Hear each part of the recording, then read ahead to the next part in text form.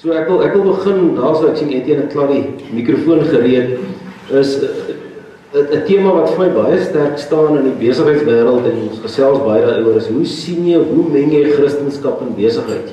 Etienne, gaan jy ons na eerste een antwoord? Mooi julle. Ja, dit is 'n vraag waarmee ek gekonfronteer was. Juist, hoekom ons doen wat ons doen, is hoekom doen ons wat ons doen? Ek kom finansiële werk en 'n kinder geswat en ek het in die bedryf gewerk en ek het my lewe vooruit beplan. Alles het sin gemaak en dit was maklik. En ons het eendag ons woord gekry om eintlik of alles te mekaar te gooi. Dus hoekom doen ons wat ons doen? En dit is daai vraag wat ek moes gaan reflekteer op, is doen ons besigheid om geld aan mekaar te maak of doen ons om 'n verskil te maak? En vir ons was dit gewees om ons Christendom uit te leef. Nou waar het ek dit wel gedoen, maar dit was moeiliker geweest. Ek en my vrou het saam met die droom gehad en dit is wat Torwe eintlik gebore is. En ja, al die beginsels en goedes wat ons toepas in Torwe is juist op daai droom. Is hoe kan ons Christendom in ons besigheid uitleef? Ons besigheid kan nie losstaande wees daarvan nie. Dit is hoekom ons doen wat ons doen. Dis as gevolg van ons Christendom.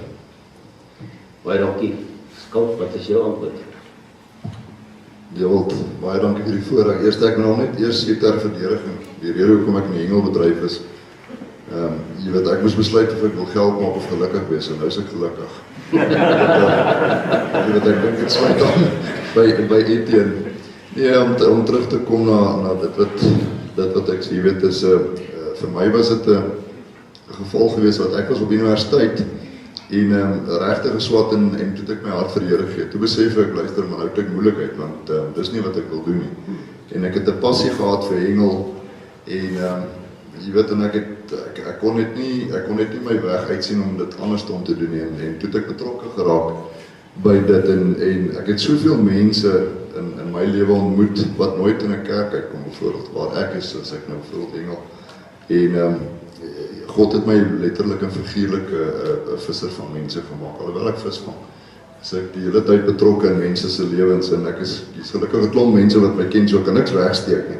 So die mense weet wie ek is en wat ek is, en so ek kan net dankie sê vir die pad wat ek ontstap daarmee. Dankie. Kasper?